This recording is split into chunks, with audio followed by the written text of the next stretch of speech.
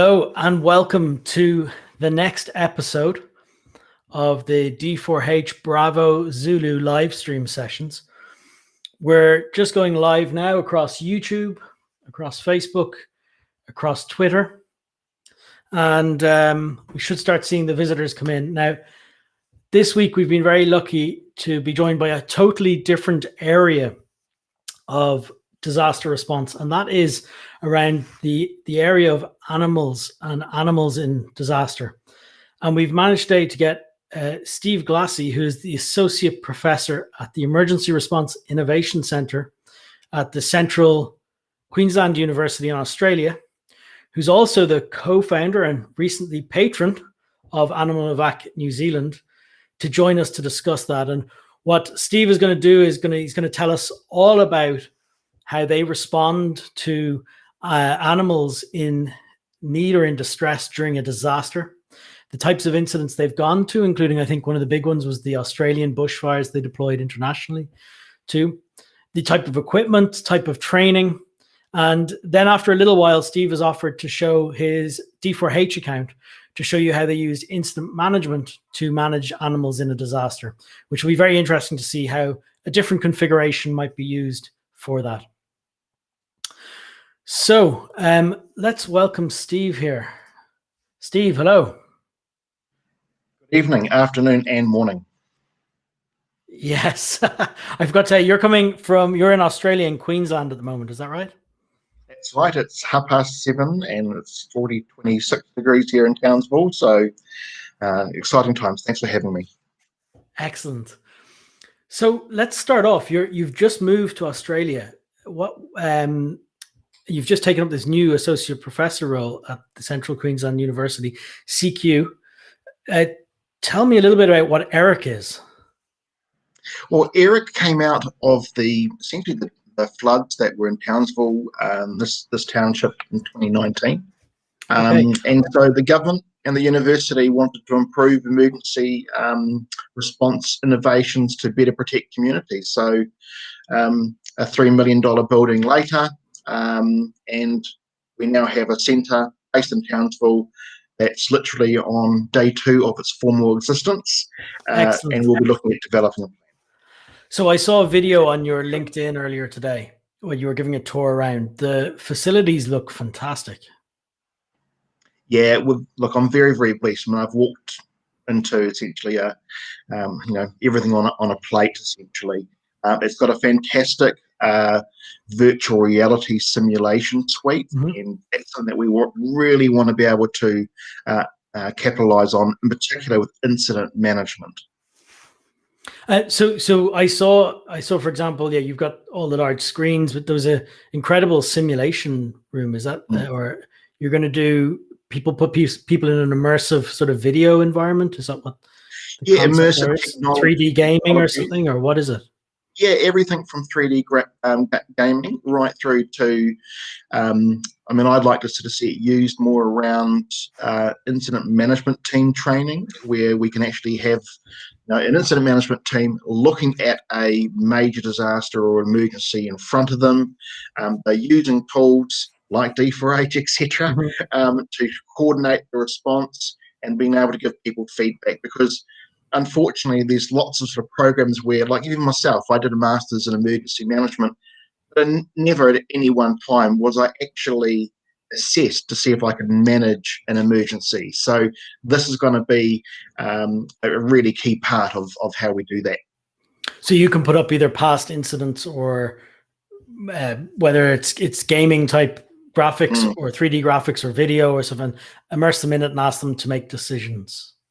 Absolutely. And also we've got paramedic students. We also have technical medicine as well. So they're the kinds of programs that we can bring into that VR environment and provide a really great immersive experience for students. It sounds fantastic. What are the course titles that somebody might do at the centre, or what are the study areas? Emergency management and...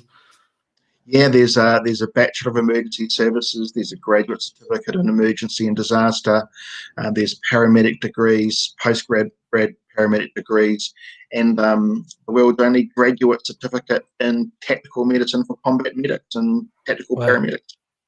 Sounds excellent. So if there's anybody watching this, I can see that the viewers are starting to climb up. If you'd like to ask Steve any questions, you can type them in the chat. I see we've a good afternoon come in already. So if you'd like to ask Steve anything about these programs, about the study areas, about the academic side of it, now is your chance. Do feel free to post any questions. So to do that, just reply on YouTube, on Facebook, or wherever you're watching, and they should come through to us here. Okay. Tell me about Animal Evac and what is your objective?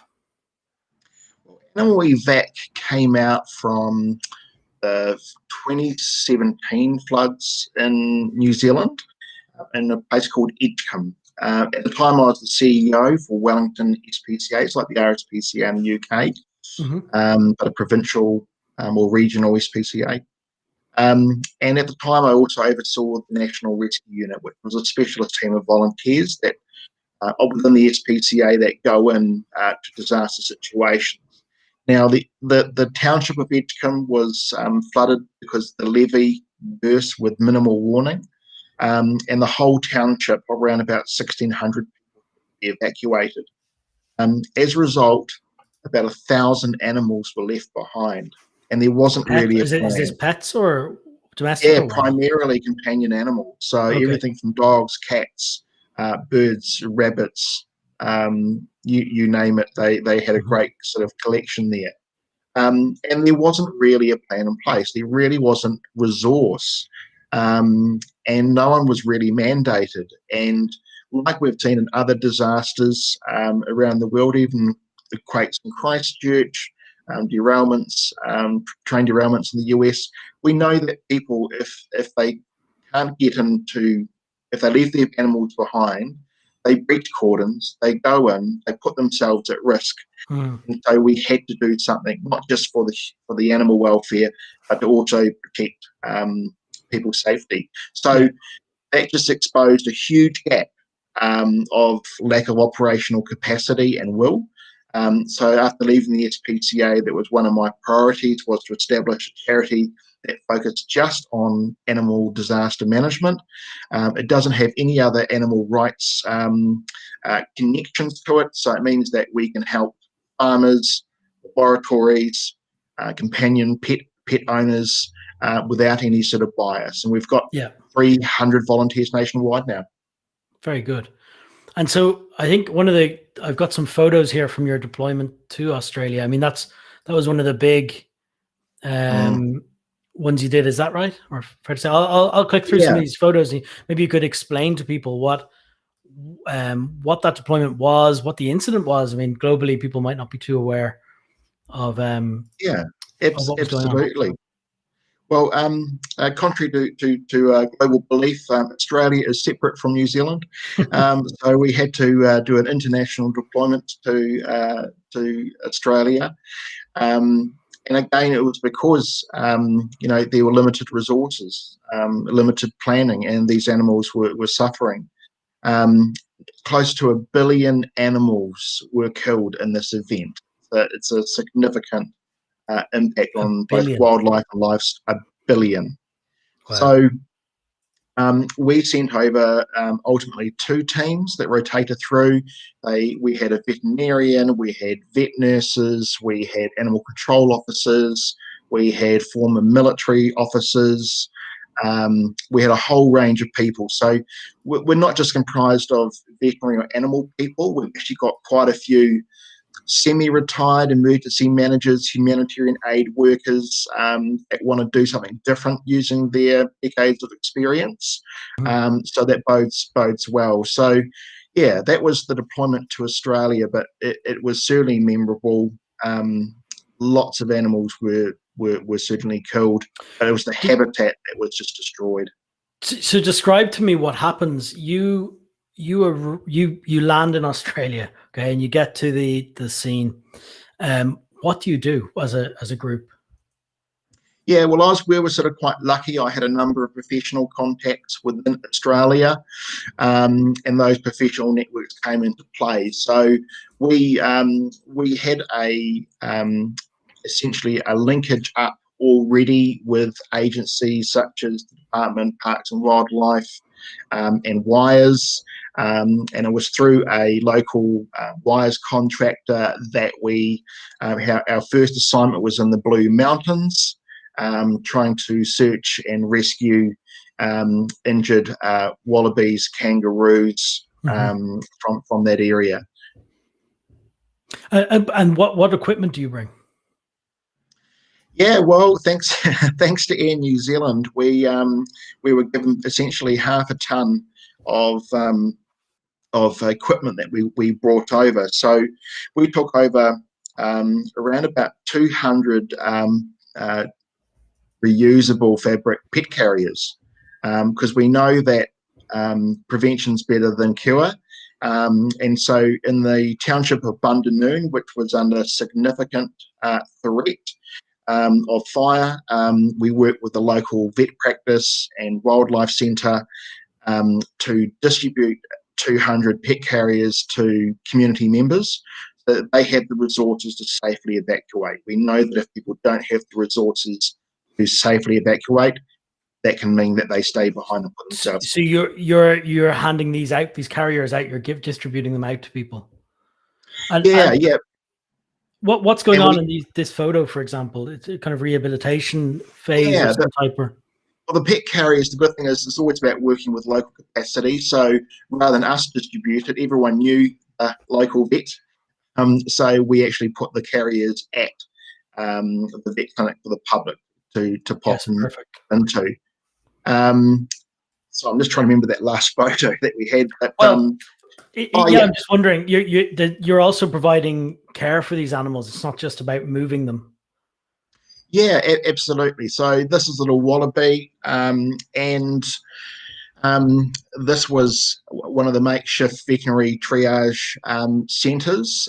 This is at Wild to Free Sanctuary was one of the places that we assisted. We had a veterinarian who undertook emergency registration with the state. So we had a state licensed veterinarian to be able to provide drug therapy and the likes to these animals. That was a really key thing. So yeah, a lot of coordination had to sort of go into to help some of these animals for sure. So as a group or an organization, what other equipment would you have? Is there anything specialist that people might not expect? You've kind of covered pet carriers and other animal welfare pieces. I mean, what's needed by a team like yourselves? If somebody was going to set up a similar organization in another country or region, what do they need to think about? Depends on the focus. Wildlife animals versus livestock or large animals versus companion animals will all require different types of quite specialised equipment. But I think one of the key things that we ensure, you'll see that all the crew have got appropriate protective equipment. And that's one of the issues, because it doesn't help our cause when we have animal responding organisations that turn up in t-shirts and flip-flop sandals wanting to help, because the emergency services just rightly will refuse access. And then unfortunately other legitimate animal rescue organisations that have put in the training and the equipment prior to the event can be potentially disabled from actually being able to help. So protective equipment's really important. As a lesson from the fire response, we've now got a number of Garmin InReach mini satellite trackers.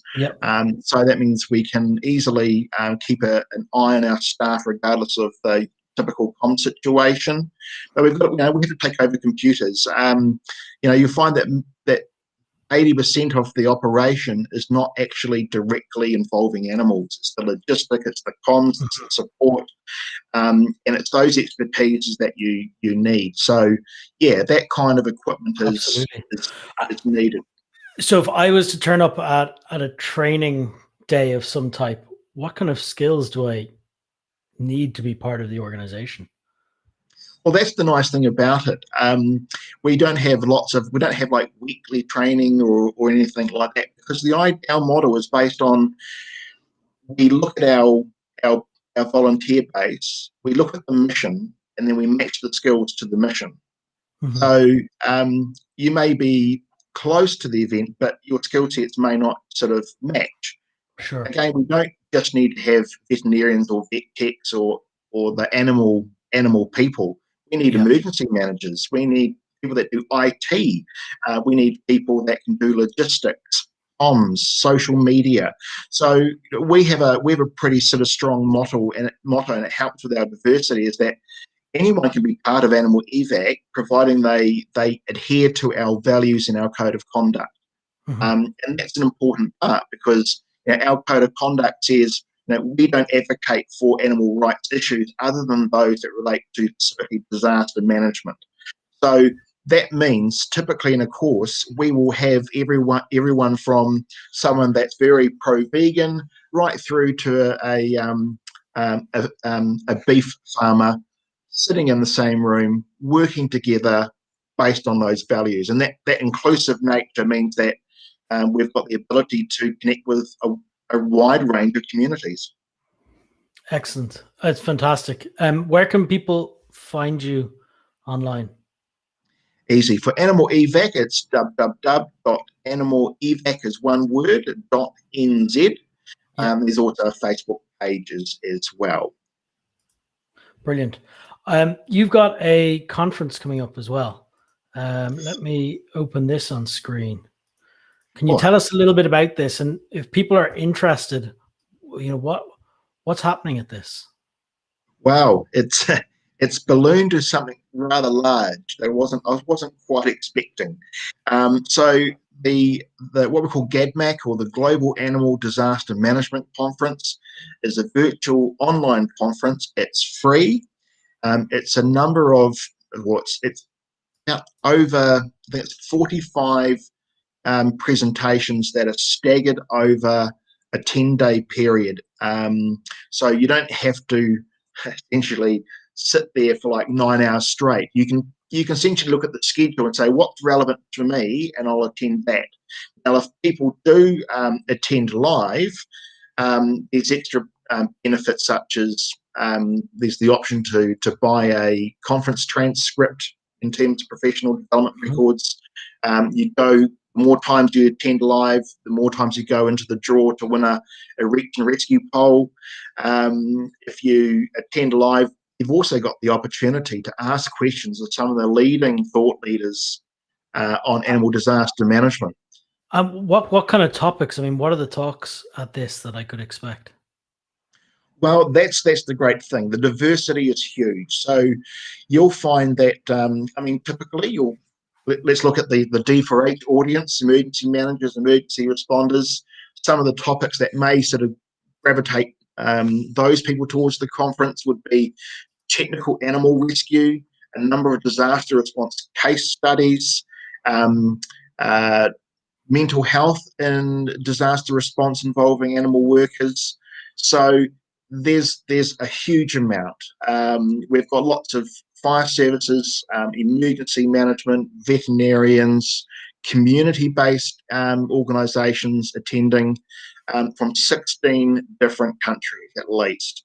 So it's an amazing lineup of expert speakers throughout the world. February 14th, is that right? Yeah, we got a little bit lost in terms of the time zone, but essentially it's if you look at the Australian Eastern Standard Time, or Brisbane time zone, it starts at 9 on the 15th of February. Yeah, excellent. And the speakers and abstracts and schedule are on that website. Valentine's Day evening for me. I'm not sure I'll get permission. That's very true. I'll join you in the morning.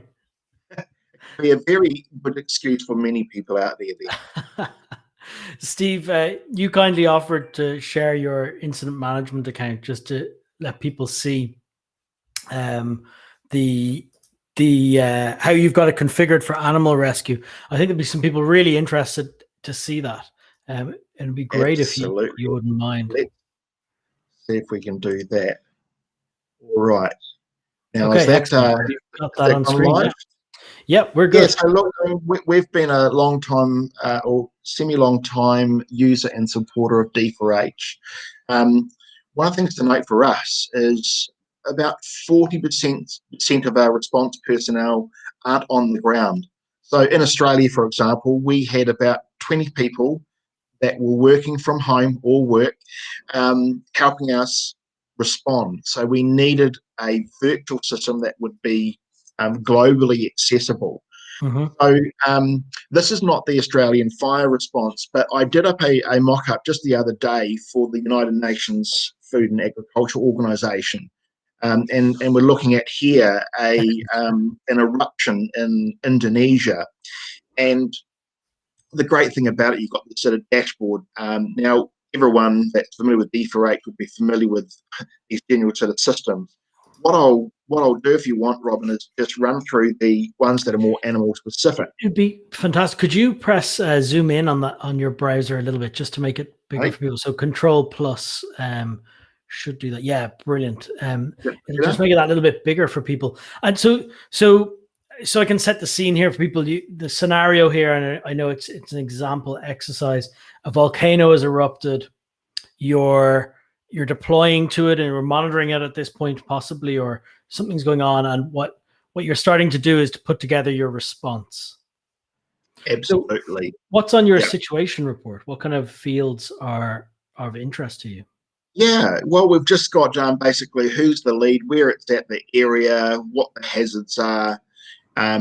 We've also updated our situation reports with what we call incident classifications and probably more interesting incident trending. The New Zealand Coordinated Incident Management System, which is the government ICS system in New Zealand, brought out this sort of trending and classification system that can help sort of identify whether the incident is stable or deteriorating, etc. So that was sort of quite cool. So we've actually tried to make sure our situation reports align to the prescribed forms for our local incident management Very good. requirements. Yeah. And so as you're working through this, and maybe is there a team of you putting this together of your plan? Yeah, and that's the one thing I really love about it. So we can have a couple of people working on the same form at the same time, and it doesn't say, "Warning: your spreadsheet is being locked out because by another user." So it's nice to have something where you can have concurrent users on this form. So when we get to an incident, we can say, "Look, hey, I'm going to carry out the summary, the actions carried out." If the other person wants to carry out the options and the intended objectives, and we can meet in the middle. So that can expedite, getting the plan together. But for us, we've got animals. So you can sort of see here we've used individual cattle, which us is we wouldn't normally have individual cattle. Would group them into essentially herds. So this was more configured around individual companion animals. Let's have a look at this one here. It goes color code red because it's an animal that has been reported and it needs to be rescued. It still needs to be rescued. And because of that, and the location, last known location, it means that we can easily see on our map where the animals are that still need to be rescued. Wow. So you So can see here, yeah, people have reported these in, and so the color red is their status. correct. Yeah. The other thing that happens in disasters, depending on the situation, it's not always a good idea, but there are some situations where animals could be left behind and then fed in place. It may be because there is for example, dogs, they may be dangerous dogs, and so as part of a risk assessment, they've been left at the property, but someone needs to go back and at least feed them. So we can change them to a feed in place or FIP, and again, that means that we can easily see on a map when we're working out our action plan for the day what animals need to be fed, what animals need to be rescued in the operational work area. Very good. And you can open the map on the right side there, I assume, and and see everything going on with all the animals, and click through straight from the map back into the animal, I guess. Absolutely, yep. We should be able to do that. Yeah, brilliant. Here we are. So, and the other one that typically happens is more so phasing or post-evacuation. Sometimes there'll be animals still left behind that are unconfined. So what we can do is we can also log the location of humane traps, and this avoids the situation that in the chaos of a disaster that a humane trap is set and then it's forgotten about, which then actually leads to poor animal welfare outcomes. Yes, of course, yeah. And as a charity, we have to be sort of mindful of costs. So, we created a really simple logistics board. And so that means that, we can keep an idea on running costs for our sponsors. And when people do evacuate with their animals, we've also got a system for recording people. Now, funnily enough, this system is actually for registering human evacuees. This is what the format is based on. Now, in New Zealand, we don't actually have a standardized way of doing that electronically. Yeah. And so it's kind of sort of bizarre that actually the animal people, we've actually solved the problem because we can't have an animal without an owner. So we've got to collect owner details anyway, and then that saves duplication of information. And the last one that's probably of interest is shelters. So if we were to create a livestock shelter or a pet-friendly shelter, we've got different types: co-located, cohabitation. So a pet-friendly shelter, we can put in all the information. We can even put in the plans in advance, the capacity. We know what animals are there. So at a simple glance, we can see what the capacity is in terms of where we need to direct people. Excellent. And it'd probably be good for people to see the audit trail you have then in updates. I assume if you go into the full all tab there, you've got every single person who's contributed when they made a change. Yeah, and that's the lovely thing about it, is that we can put all our conversations or key events into here, and then at the end of the event we can print the PDF report, and that just expedites the after action review process so easily. Could you show one of those printed now? I would be interested for people to see what the output is. Sure. Am I going to the right button? Yeah, no, you have it. Yeah, in one. And the nice thing about it is, like, I don't use D4H on a day-to-day basis. I started up in a disaster maybe a few times a year. But as you can see, it's quite intuitive. So yeah, that's it there. The other thing that's been really useful for us has been this animal registration and the evacuee registration. Yeah. Because the online offline capacity means that if we're sending someone into a remote area, before they leave, we just get them to sync the app on their phone. They go into the abyss where there's no interweb. They collect all the details, and when they come back into coverage, we get we get the data synchronized, and we've got basically real-time information to make decisions. Yeah, excellent. I can see actually you're one of the few groups who are using a set time zone. So you have this. Maybe you're not aware. Maybe someone said it in your account. I can see you've got this time zone set as GMT for this incident at the top. Yes, tell me more about that, because I may have just hit it. So I thought it was an interesting time to. The only people who actually use this tend to be international response teams, and so if you go to situation on the left, you've got a time zone field there under the kind of fourth field down. Keep going down. Yep. And what that does is it forces a time zone. So you could try to put in your local there if you'd like. You should be able to search even the word. Just try AUS. Yep. So what it does is it forces all users to work in the same time zone. And so if you had a local, you'll have to press refresh on it now. You've done it just to not, you don't need to resync, just hit the refresh. The browser. Yeah, exactly. Yeah. What it does is it means that if you, let's say you did deploy again to another time zone, it's, you can see there your incident is going to operate in Australia Brisbane time. So your log, every timestamp, every time anyone communicates will all be in that time zone. Whereas we have others who operate in their local, whoever the office is, local time zone. So you can either have every user in their local time zone, or you can force users. So some people, I wondered when I saw GMT there, some people force Zulu time on an incident, and they just, no matter where in the world they deploy, they're working in UTC, because then it's always known. Whereas some people set the time zone to where the incident occurred, and some people have everyone work in their local time zone. So it just depends. There was some unattended competence.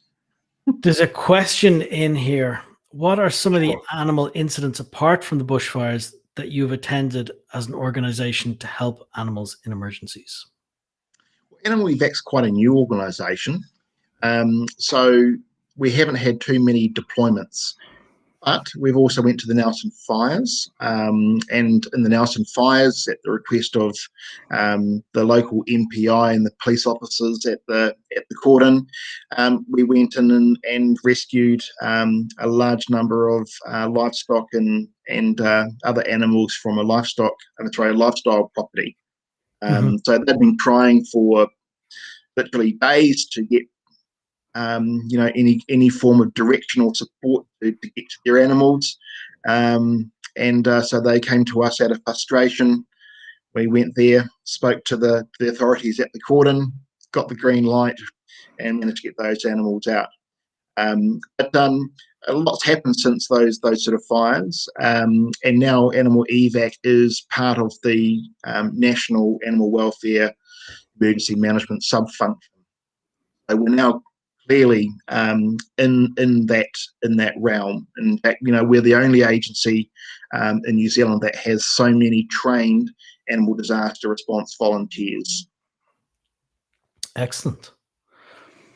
Steve, you're very good sharing your account like that, letting people see how you've got it configured and how you can take it from dealing with traditional, what we call it, traditional emergency management and the things that we would normally see going on in emergency management agency, to instead what we're seeing is how you've configured it to use for animals and different type of response.